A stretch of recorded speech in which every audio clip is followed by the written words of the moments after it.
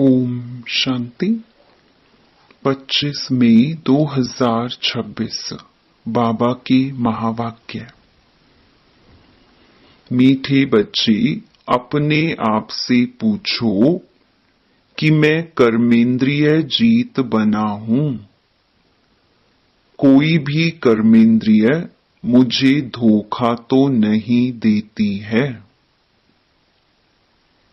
प्रश्न: कर्मातीत बनने के लिए तुम बच्चों को अपने आप से कौन सा वायदा करना है? उत्तर: अपने से वायदा करो कि कोई भी कर्मेंद्री कभी भी चलायमान हो नहीं सकती। मुझे अपनी कर्मेंद्रियां वश में करनी है। बाबा ने जो भी डायरेक्शन दिए हैं उन्हें अमल में लाना ही है। बाबा कहे, मीठे बच्चे, कर्मातीत बनना है तो कोई भी कर्मेंद्रिय से विकर्म मत करो।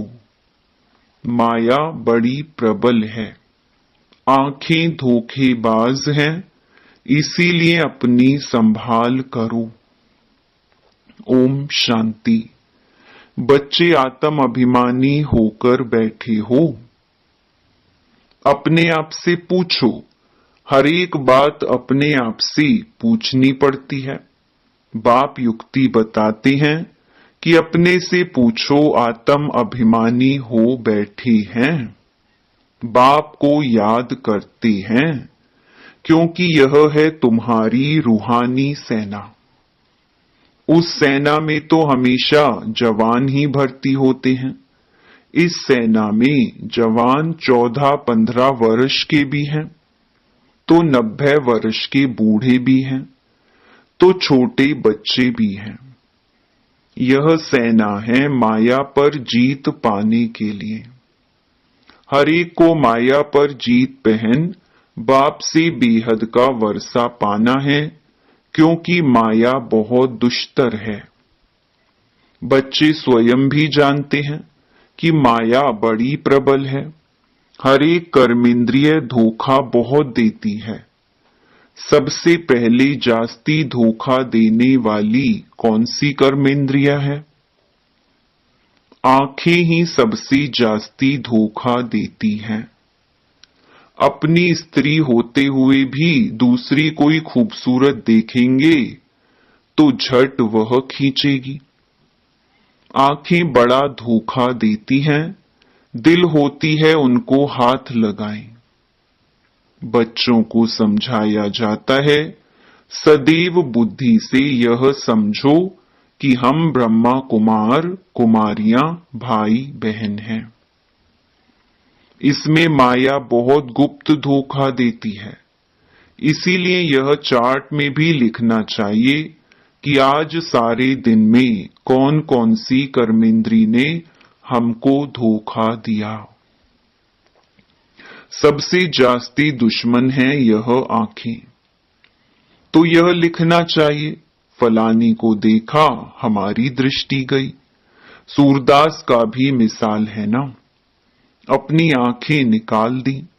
अपनी जांच करेंगे तो आंखें धोखा जास्ती देती हैं।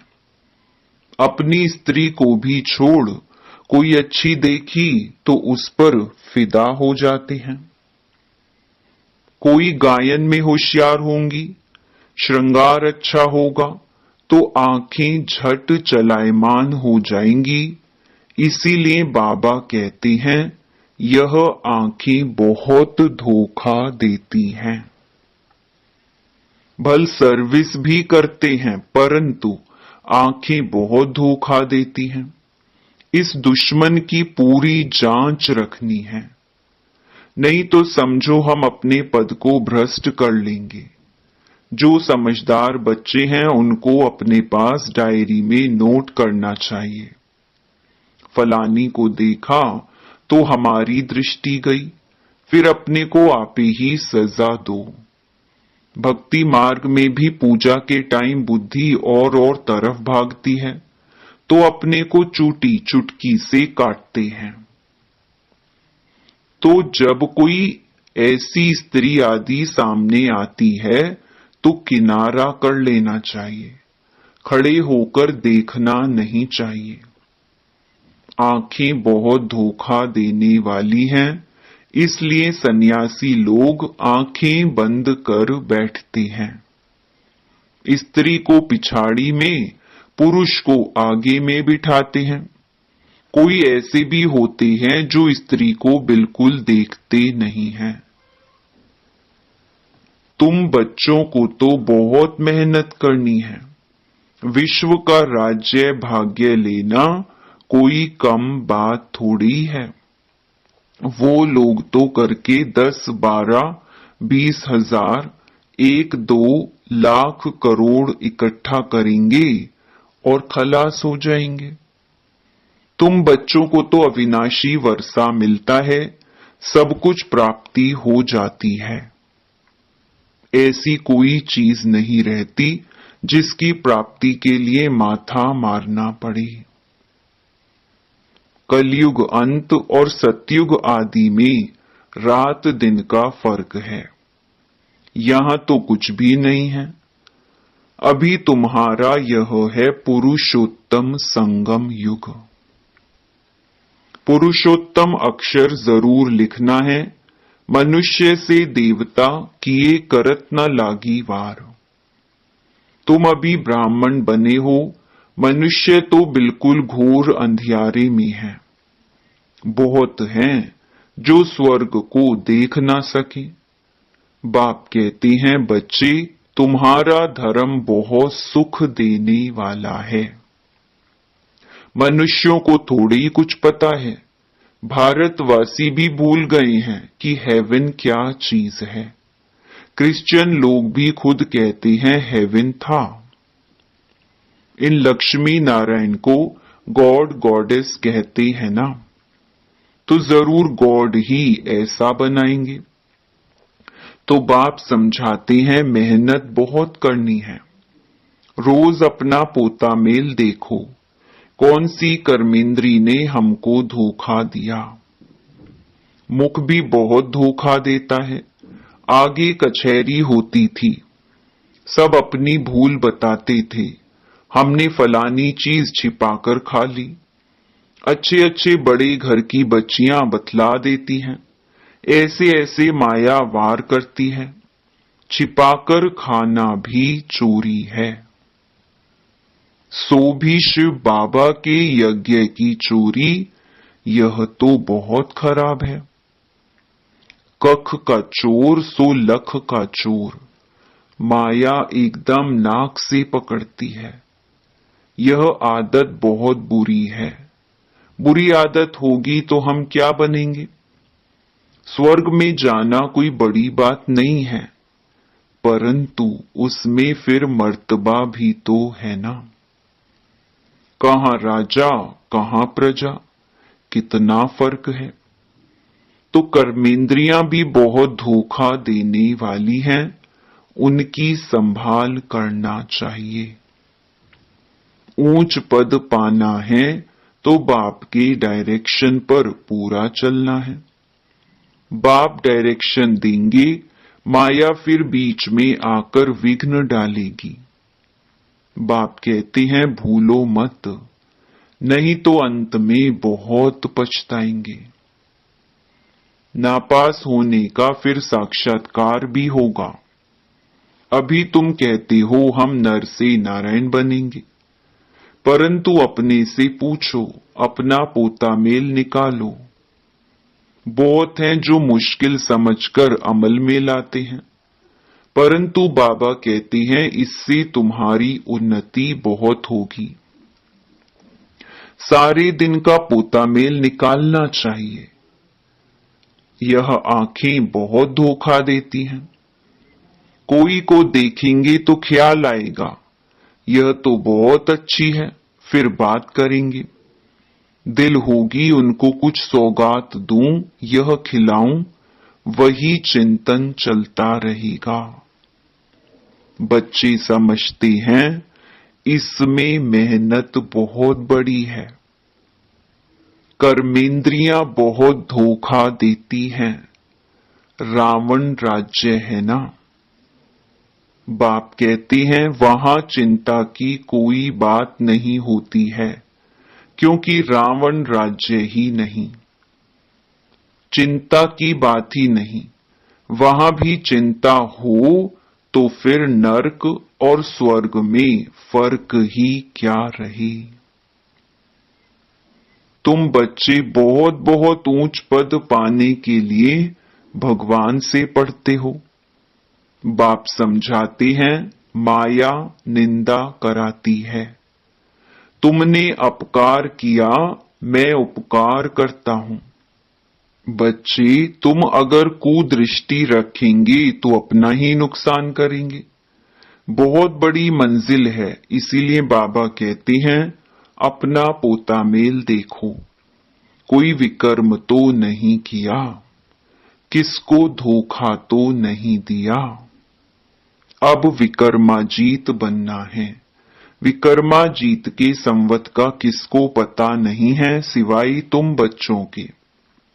बाप ने समझाया है विकर्माजीत को 5000 वर्ष हुए, फिर विकर्म करते हैं तो वाम मार्ग में जाते हैं। कर्म अकर्म विकर्म अक्षर तो है ना। माया के राज्य में मनुष्य जो भी कर्म करते हैं वह विकर्म ही बनता है। सतयुग में विकार होते नहीं तो विकर्म भी कोई बनता नहीं।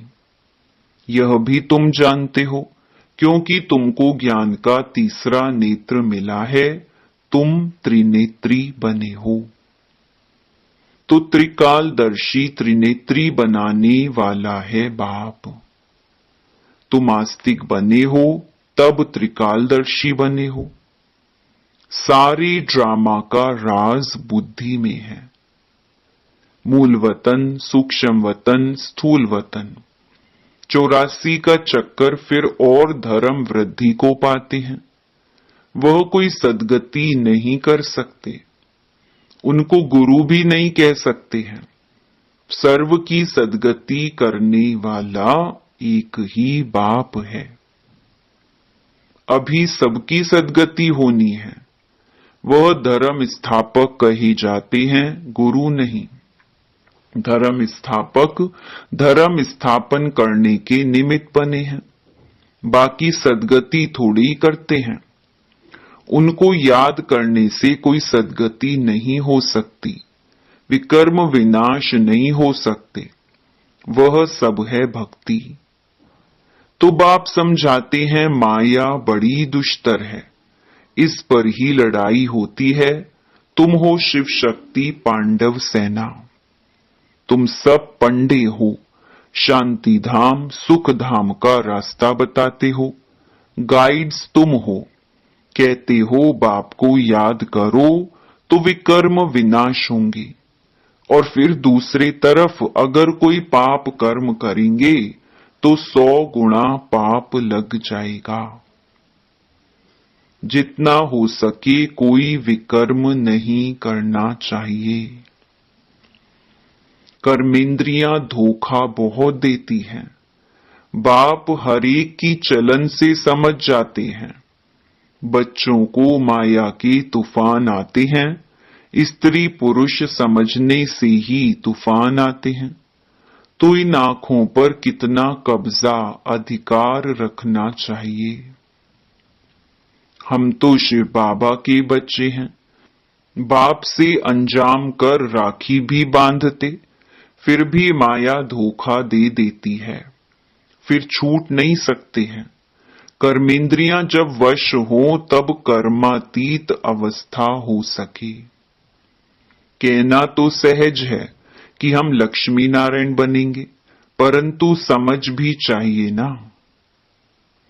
बाप कहते हैं डायरेक्शन पर अमल करो, बाबा बाबा करते रहो। बाबा से हम पूरा वर्षा लेंगे। ऐसा टीचर कभी भी कहां भी नहीं मिलेगा। इन सब बातों को देवताएं भी नहीं जानते, तो पिछाड़ी के धर्म वाले फिर कैसे जान सकते हैं। बाबा कहते हैं मैं कुछ कहूं तो भी समझो यह शिव बाबा कहते हैं, ऐसे मत समझो कि यह दादा कहते हैं। यह तो मेरा रथ है। यह क्या करता, तुम बच्चों को राजाई मैं देता हूं। यह रथ थोड़ी देता है, यह तो बिल्कुल बेगर है। यह भी बाबा से वर्षा लेता है। जैसे तुम पुरुषार्थ करते हो वैसे यह भी करता है। यह भी स्टूडेंट लाइफ में है। यह रथ लोन पर लिया हुआ है, तमो प्रधान है। तुम पूज्य देवता बनने के लिए, मनुष्य से देवता बनने के लिए पढ़ते हो। कोई की तकदीर में नहीं है तो कहते हैं मुझे तो संशय है, शिव बाबा कैसे आकर पढ़ाते हैं, मुझे तो समझ में नहीं आता है। बाप की याद बिगर विकर्म विनाश हो ना सके। पूरी सजा खानी पड़ेगी। यह राजाई स्थापन हो रही है। राजाओं को कितनी दासियां होती हैं। बाबा तो राजाओं के कनेक्शन में आया हुआ है। दासियां दहेज में देते हैं। यहां ही इतनी दासियां हैं तो सतयुग में कितनी होंगी। यह भी राजधानी स्थापन हो रही है। बाबा जानते हैं बच्चे क्या क्या कर रहे हैं। हर एक के पोता मेल से बाबा बता सकते हैं। इस समय मर जाएं तो क्या बनेंगे। कर्मातीत अवस्था को पिछाड़ी में सब नंबरवार पाते हैं। तो यह कमाई है। कमाई में मनुष्य कितना बिजी रहते हैं। खाना खाते रहेंगे, टेलीफोन कान पर होगा। ऐसे आदमी तो ज्ञान उठा ना सकी। यहां गरीब साधारण ही आते हैं। साहूकार लोग तो कहेंगे फुर्सत कहां। अरे सिर्फ बाप को याद करो तो विकर्म विनाश हो जाए। तो बाबा मीठे मीठे बच्चों को बार बार समझाते हैं। हर एक को यह पैगाम देना है, जो ऐसा कोई ना कहे कि हमको क्या पता शिव बाबा आया हुआ है। बस सारा दिन बाबा बाबा ही कहते रहो। कई बच्चियां बहुत याद करती हैं। शिव बाबा कहने से ही कई बच्चों को प्रेम के आंसू आ जाते हैं। कब जाकर मिलेंगे, देखा नहीं है तो भी तड़फती रहती हैं। और देखे हुए फिर मानते नहीं। वह दूर बैठे आंसू बहाती रहती हैं। वंडर है ना। ब्रह्मा का भी बहुतों को साक्षात्कार होता है। आगे चल बहुतों को साक्षात्कार होगा। मनुष्य को मरने समय सब आकर कहते हैं भगवान को याद करो। तुम भी शिव बाबा को याद करो। बाप कहते हैं बच्चे पुरुषार्थ में मेकअप करते रहो। मौका मिलता है तो मेकअप करो। कमाई कितनी भारी है। कोई कोई तो ऐसे हैं जो कितना भी समझाओ तो भी बुद्धि में नहीं बैठता। बाप कहती हैं ऐसे नहीं बनना है। अपना कल्याण करो। बाप की श्रीमत पर चलो। तुमको बाप पुरुषों में उत्तम बनाते हैं। यह है एम ऑब्जेक्ट। बाबा सर्विस के लिए कितनी युक्तियां बताते रहते हैं। संदेश तो सबको देना है। जो समझे यह तो बरोबर सच कहते हैं। इस लड़ाई से ही खास भारत में आम सारे विश्व में सुख शांति होती है। ऐसे ऐसे पर्चे सभी भाषाओं में छपाने पड़े। भारत कितना बड़ा है, हर एक को पता होना चाहिए। जो ऐसे कोई ना कहे कि हमको पता ही नहीं पड़ा। तुम कहेंगे, अरे एरोप्लेन से पर्चे गिराए, अखबार में डाला, तुम जागे नहीं, यह भी दिखाया हुआ है। अच्छा, मीठे मीठे सिकिलधे बच्चों प्रति मात पिता बाप दादा का याद प्यार और गुड मॉर्निंग। रूहानी बाप की रूहानी बच्चों को नमस्ते। धारणा के लिए मुख्य सार। पहला, स्वयं में जो भी बुरी आदतें हैं उनकी जांच कर उन्हें निकालने के लिए मेहनत करनी है। अपना सच्चा सच्चा पोता मेल रखना है। बाप के डायरेक्शन पर चलना है। दूसरा, कोई ऐसा कर्म नहीं करना है जिससे बाप का नाम बदनाम हो। अपनी उन्नति का ख्याल रखना है। जरा भी कुदृष्टि नहीं रखनी है। वरदान, स्थूल व सूक्ष्म में हर फरमान को पालन करने वाले संपूर्ण फरमान बरदार भव। स्थूल फरमान पालन करने की शक्ति उन्हीं बच्चों में आ सकती है जो सूक्ष्म फरमान पालन करते हैं। सूक्ष्म और मुख्य फरमान है, निरंतर याद में रहो व मन वचन कर्म से पवित्र बनो।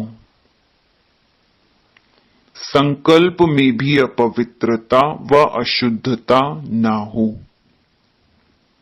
यदि संकल्प में भी पुराने अशुद्ध संस्कार टच करते हैं तो संपूर्ण वैष्णव व संपूर्ण पवित्र नहीं कहेंगे।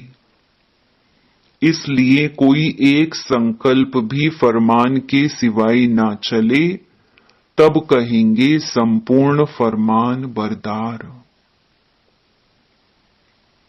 स्लोगन, बाप को जानकर दिल से बाबा कहना यह सबसे बड़ी विशेषता है। ये अव्यक्त इशारे सदा अचल अडोल एकरस स्थिति का अनुभव करो। एकरस स्थिति बनाने के लिए कर्म योगी बनो। कर्म योगी के आगे कोई कैसा भी आ जाए वह स्वयं सदा न्यारा और प्यारा रहेगा। नॉलेज द्वारा जानेगा, इसका यह पाठ चल रहा है। वह अच्छे को अच्छा समझकर साक्षी होकर देखेगा और बुरे को रहमदिल बन रहम की निगाह से परिवर्तन करने की शुभ भावना से साक्षी होकर देखेगा। यही एकरस स्थिति बनाने का साधन है। अच्छा, ओम शांति।